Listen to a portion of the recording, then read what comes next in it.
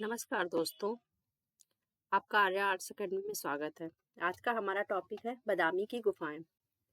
तो चलिए आते हैं आज के टॉपिक पे।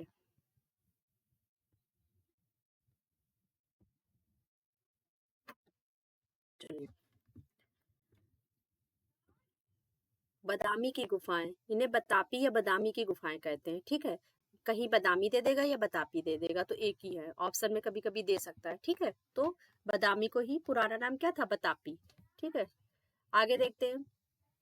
ये है कहाँ पे, तो कर्नाटक के प्राचीन जो बीजापुर जिला था, उस मतलब ये जो बीजापुर जिला था, वर्तमान में कौन सा जिला है, ये है विजयपुर।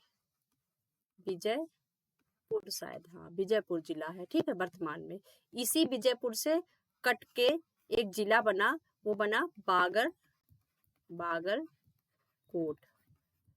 बागलकोट बना है। ठीक है, तो अब जो बादामी की गुफाएं हैं वर्तमान में कहाँ पे हैं, यहाँ पे हैं, बागलकोट में है। ठीक है, तो अगर ऑप्शन में कभी कभी दे देता है बीजापुर, ठीक है, तो ये भी ऑप्शन सही होगा। ठीक है, तो कहाँ पे है, वर्तमान में कहाँ पर है ये, वर्तमान में बागलकोट जिले में कर्नाटक प्रांत के उत्तरी दिशा में है। ठीक है, उत्तरी दिशा में ये भी है, बीजापुर यानी विजयपुर जो जिला है, ये भी उत्तर में है और ये भी उत्तर में है। ठीक है, तो ये कहाँ पर है इस समय, बतापी की गुफाएं वर्तमान में कर्नाटक के कौन से जिले में है, तो इसमें है बागलकोट जिले में। ठीक है, और अहियोल नामक स्थान है, कौन सा, आई होल नामक स्थान पर है। तो बतापी की गुफाएं कहाँ है, कर्नाटक के बागलकोट जिले में। चलिए आगे देखते हैं। बीजापुर जो है, ये देखिए हमने डिफाइन इधर किया, बीजापुर का वर्तमान में नाम विजयपुर है। विजयनगर से ही कट के नया जिला बागलकोट बना है। तो यानी अब दो जिले हो गए, एक विजयपुर और एक बागलकोट। गुफा का समय क्या है, तो गुफा का 6वीं शताब्दी मानते हैं। गुफा का समय क्या मानते हैं, तो इसको मानते हैं 6वीं शताब्दी। चलिए, इसमें क्या क्या हो गया, बादामी कहाँ है, कर्नाटक के बागलकोट जिले में है। ठीक है, बस यही क्वेश्चन होगा, कर्नाटक के किस प्रांत में, उत्तरी दिशा में। आगे क्या है, इसका समय क्या है, 6वीं शताब्दी। नेक्स्ट पेज पे आते हैं। बतापी का नाम, प्राचीन नाम क्या था, बादामी का प्राचीन नाम क्या था, बतापी या वात्यापीपुरम। ठीक है, वात्यापीपुरम एक पहाड़ी है, पहाड़ी पर स्थित है। चालुक्य राजवंश की राजधानी क्या थी, तो क्या थी, बादामी। चालुक्य वंश की राजधानी क्या थी, बादामी। बादामी गुफा किस किस समय बनी थी, तो कब बनी थी, चालुक्य राजवंश के दौरान बनी थी। अगर आ जाएगा बादामी गुफा किस वंश ने बनाई है, तो किस वंश के समय बनी थी, चालुक्य वंश के समय। और अगर राजा पूछा जाएगा तो राजा कौन था, राजा मंगलेश। राजा जो मंगलेश थे, इन्होंने क्या किया था, वत्यापीपुरम को अपनी राजधानी बनाया था। ठीक है, वत्यापीपुरम को इन्होंने अपनी राजधानी बनाया था, किसने, मंगलेश ने। बादामी गुफा किसके समय बनी थी, तो चालुक्यों के समय बनी थी। और कौन सा राजा था, तो मंगलेश था। आगे देखते हैं। मंगलेश जो था वो क्या था, मंगलेश कलाओं का संरक्षक था। मंगलेश जो था वो क्या था, ये कई कलाओं का संरक्षक था। और इसके समय क्या क्या बना, महाबलीपुरम, कांचीपुरम और बादामी की चौथी गुफा बनके तैयार हुई। स्पेशली कौन सी गुफा बनके तैयार हुई, चौथी गुफा। ठीक है, इम्पॉर्टेंट है क्योंकि चौथी गुफा से इनका एक लेख प्राप्त हुआ है। ठीक है, तो जो चौथी गुफा इनके समय बन के तैयार हुई। वैसे अगर क्वेश्चन है तो बादामी की जो गुफाएं वो चालुक्यों के समय बन के तैयार हुई, तो उनके जो पूर्ववर्ती राजा थे उनके समय में कुछ बनी होंगी। ठीक है, चलिए आगे देखते हैं, फिर से इस पेज को देख लेते हैं।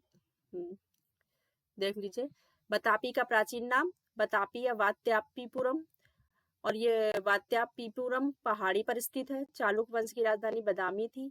बादामी गुफा चालुक्यों ने बनाई थी। और कौन राजा थे, राजा मंगलेश थे। और मंगलेश ने ही वात्यापीपुरम को अपनी राजधानी बनाया था। ये महान संरक्षक था कलाओं का। महाबलीपुरम, कांचीपुरम इसके समय में डेवलप हुआ। और बादामी की जो चौथी गुफा मंगलेश के समय बनकर तैयार हुई। चलिए आगे देखते हैं। चौथी गुफा जो कि मंगलेश के समय शासन काल में बनी, उसके विषय में कुछ तथ्य देखते हैं। तो चौथी गुफा किसके समय बनी, मंगलेश के समय में। तो ये जो मंगलेश है, इनके शासन काल के 12वें वर्ष, मंगलेश के शासन काल के 12वें वर्ष का एक लेख प्राप्त हुआ है। कहाँ से, चौथी गुफा से। चौथी गुफा से क्या हुआ है कि मंगलेश का 12वें वर्ष का शासन काल के 12वें वर्ष का एक लेख प्राप्त हुआ है, जिसका समय, उस पर समय क्या लिखा है, 579। ठीक है, अर्थात यह गुफा 6वीं शताब्दी में बनी थी। गुफा 4 में मुख्य मंडल मतलब गुफा 4 में क्या है, मुखमंडल में विष्णु की प्रतिमा स्थापित है। गुफा जो 4 है उसका जो मुखमंडल है उसमें क्या है, एक विष्णु की प्रतिमा स्थापित है।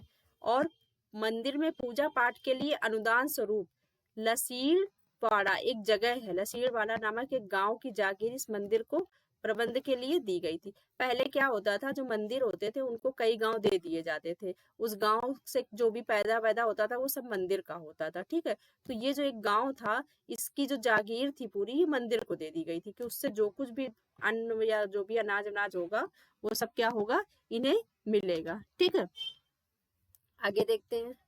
ये गुफा शिल्प, ये जो गुफा है शिल्प सज्जा, चित्रकारी, वास्तुकला की दृष्टिकोण से श्रेष्ठ है।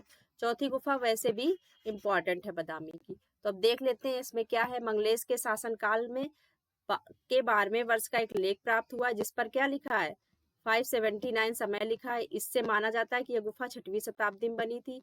और गुफा जो 4 है इसमें एक विष्णु का प्रतिमा मिली है। ठीक है, और एक लसाड़ी बाड़ा एक गांव है जिसकी जागीर उस मंदिर को दे दी गई थी अनुष्ठान के लिए। ठीक है, मतलब अनुदान के रूप में दे दी गई थी।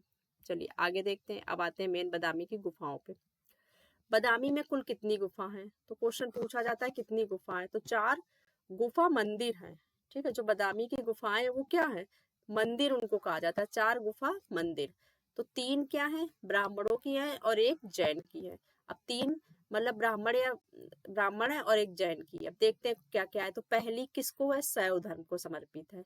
पहली क्या है, शैव धर्म को समर्पित है। दूसरी गुफा किसको है, वैष्णव धर्म को समर्पित है। एक मेरा और वीडियो मतलब एक और टॉपिक आने वाला है जिसमें कि जैन, बौद्ध, वैष्णव और शैव इस धर्म से रिलेटेड भी एक मतलब ये टॉपिक है जिस पर जैन बौद्ध का अलग अलग और वैष्णव शैव का एक वीडियो आएगा। जिसमें से क्या है कि ये इसलिए आएगा क्योंकि जितनी भी गुफाओं का ये चल रहा है सीरीज उसमें जैन बौद्ध वैष्णव की ही सारे मूर्तियां या कला मिल रही है, इसलिए ये आपको पढ़ना बहुत जरूरी है। चलिए आगे देखते हैं। तो ये जो गुफा कौन सी है, पहली किसकी है, शैव धर्म से है। शैव धर्म में क्या है, शैव धर्म किसको था, शैव धर्म था शिव से समर्पित, शिव से समर्पित। ठीक है, शैव धर्म शिव से समर्पित। तो इसमें क्या मिली है, नटराज प्रतिमा मिली है, नटराज के रूप में भगवान शिव को दिखाया गया है। दूसरी गुफा वैष्णव है और तीसरी गुफा वैष्णव और चौथी गुफा जैन है। ये भी क्वेश्चन पूछा जाता है कि पहली गुफा किस धर्म से जुड़ी है, दूसरी गुफा किससे है, तीसरी किससे। तो 3 तो ब्राह्मण धर्म यही हो गए या भागवत धर्म कुछ भी मान लो। तो इसमें भी अलग अलग है। जो ब्राह्मण धर्म है इनमें धर्मों में भी कई धर्म है। ठीक है, तो जैसे शैव धर्म है तो पहली गुफा किससे थी, शैव धर्म से। दूसरी गुफा वैष्णव से थी, तीसरी गुफा वैष्णव से थी और जो चौथी गुफा थी वो जैन धर्म से थी। जो चौथी गुफा है जैन धर्म से उसमें आदिनाथ जैन तीर्थंकर की एक प्रतिमा मिलती है, मूर्ति मिलती है। ठीक है, क्या मिलती है, एक मूर्ति मिलती है। चलिए तो आगे चलते हैं। यहाँ तो समझ में आ गया ना कि 4 गुफा मंदिर हैं जिसमें से 3 ब्राह्मण और एक जैन का है।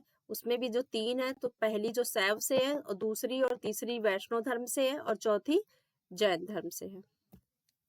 अब चौथी गुफा पढ़ते हैं पहले। चौथी गुफा में क्योंकि बहुत कुछ है। ठीक है, चौथी गुफा इंपॉर्टेंट है।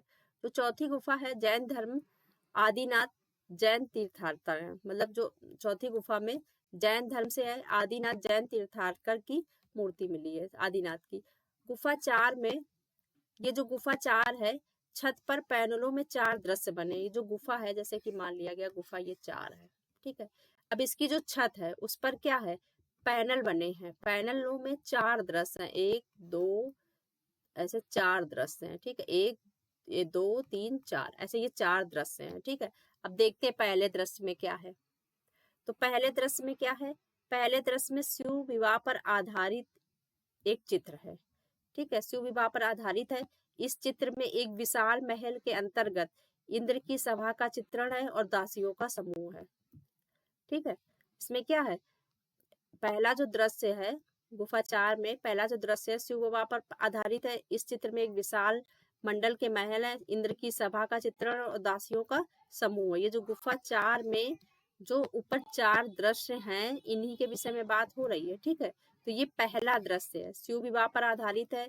इस चित्र में एक विशाल महल के अंतर्गत इंद्र की सभा का चित्रण है और दासियों का एक समूह का चित्र है।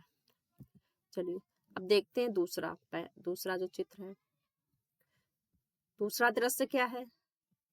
दूसरे दृश्य में क्या है, राजमहल के कच्छ है, एक राजमहल का कच्छ दिखाया गया है। ठीक है, इस दृश्य में राजसी युगल का चित्रण है, एक राजसी युगल है जो कि चित्रित है। दासी दंड लिए खड़ी है। ठीक है, दासी को दंड लिए खड़े दिखाया गया है। गौरवर्ण रानी सिंहासन में अलसाई मुद्रा में दिखाई गई है। गौरवर्ण जो रानी है सिंहासन पे अलसाई मुद्रा में है। और इसमें एक और दिखाया गया कि इसके एक पैर मतलब एक पैर पर एक दासी है। एक दासी क्या लगा रही है, आलता लगा रही है, आलता लगा रही है। ठीक है, नहीं लिखा, ये लगा रही है। ठीक है, तो एक पैर पे क्या, ये अलसाई मुद्रा में लेटी हुई है और एक पैर पे इनके आलता लगा रही है। इसी गुफा के निकट एक बराह की प्रतिमा है, मतलब वहीं पे एक दिखाया जा रहा है कि एक बराह की प्रतिमा भी बनी है। ठीक है, तो ये इस तरह से ये हो गया। आगे देखते हैं अन्य पैनल में क्या है। विद्याचल के उड़ते हुए उगल का दृश्य है अन्य पैनल में, यानी तीसरा जो चौथा है, इनमें क्या है, विद्याधर के उड़ते हुए युगल का दृश्य है। एक स्थान पर खंबे के सहारे खड़ी एक विरहिणी, ये ऊपर का चित्र नहीं है पैनल का, ये ऐसे ही चित्र बना है। एक स्थान पर खंबे के सहारे खड़ी एक विरहिणी रमणी चित्रित है। ये पूछा जाता है विरहिणी रमणी चित्रित कहाँ पर है, तो कहाँ पर चित्रित है, बदामी की गुफा में। उसकी आंखों में जो वेदना का गहरा ज्वार भरा हुआ है। ये चित्र भावोत्पन्न के लिए विशेष वृद्धि, मतलब भावना की दृष्टि से ये चित्र जो विशेष प्रसिद्धि प्राप्त किया है। ठीक है, तो ये विरैणी रमणी का चित्र कहाँ पे है, तो ये है बदामी की गुफा में। कहाँ पे है, बदामी की गुफा में। ठीक है, और जो इम्पोर्टेंट कौन सा है, ये है गुफा के निकट विराह की प्रतिमा। ठीक है, ये इम्पोर्टेंट है, और एक राजसी युगल। ठीक है, तो इस तरह से कुछ चीजें इम्पोर्टेंट है। चलिए अब क्वेश्चन आया है ये कई बार कि बदामी की जो गुफा है इसको खोजा किसने था, तो किसने, स्टेला कैम्ब्रिज ने खोजा था 1924 में। स्टेला कैम्ब्रिज ने खोजा था कब, 1924 में। बदामी गुफा के चित्रों को स्टेला कैम्ब्रिज ने क्या बताया है, ये कहा है शिव विवाह से संबंधित गुफा है, मतलब शिव विवाह से संबंधित इस गुफा को बताया स्टेला कैम्ब्रिज ने। बदामी गुफा में कौन कौन सा है, कौन कौन से धर्म है, तो शैव, वैष्णव और जैन। तो देखो पहली गुफा क्या थी, शैव से थी। ठीक है, दूसरी और तीसरी क्या थी, वैष्णव से थी। ठीक है, दूसरी और तीसरी क्या थी, वैष्णव थी। और जो चौथी गुफा है, चौथी वो क्या है, जैन है। ठीक है, आगे देखते हैं। ब्राह्मण धर्म संबंधी प्राचीनतम भित्ति चित्र प्राप्त हुए हैं कहाँ से, बदामी गुफा से। इंपॉर्टेंट क्वेश्चन है। ठीक है, चलिए आगे देखते हैं। बदामी के जो भित्ति चित्रों को सर्वप्रथम, बदामी के जो भित्ति चित्रों की सर्वप्रथम प्रतिलिपि किसने तैयार की थी, सर्वप्रथम पूछा जाए किसने तैयार की थी, तो किसने, जगन्नाथ मुरलीधर अयवासी ने। इन्हें जेएम अयवासी भी कहा जाता है, एवं उनके सहायकों ने। ठीक है, ये कार्य किसकी निगरानी में हुआ था, तो ये कार्ल खांडलावाला और के हैबर के देखरेख में हुआ था। ये कार्य किसके देखरेख में हुआ था, तो कार्ल खांडलावाला और के हैबर की देखरेख में हुआ था। और किया किसने था, तो जगन्नाथ मुरलीधर अयवासी और उनके सहायकों ने। प्रथम प्रतिलिपियां तैयार की गई थी। उसके बाद देखते हैं दूसरा, 1938 में अपनी पुस्तक इंडियन स्कल्पचर एंड पेंटिंग में बदामी का एक रंगीन चित्र को मुंबई में प्रकाशित किया गया। ये किसने किया गया है, तो किसने किया है, कार्ल खंडालावाला ने। ये बहुत इंपॉर्टेंट है, ये पूछा भी गया। पूछा तो सारे क्वेश्चन गए जो 1 पॉइंट में रख दिए हैं। ठीक है, तो 1938 में ये पहले बात तो ये पुस्तक किसकी है, इंडियन स्कल्पचर एंड पेंटिंग, तो किसकी है, कार्ल खंडेलवाला की। इसमें इन्होंने क्या किया है, बदामी के एक रंगीन चित्र को मुंबई में प्रकाशित किया था। चलिए आगे देखते हैं। अपने जो संरक्षक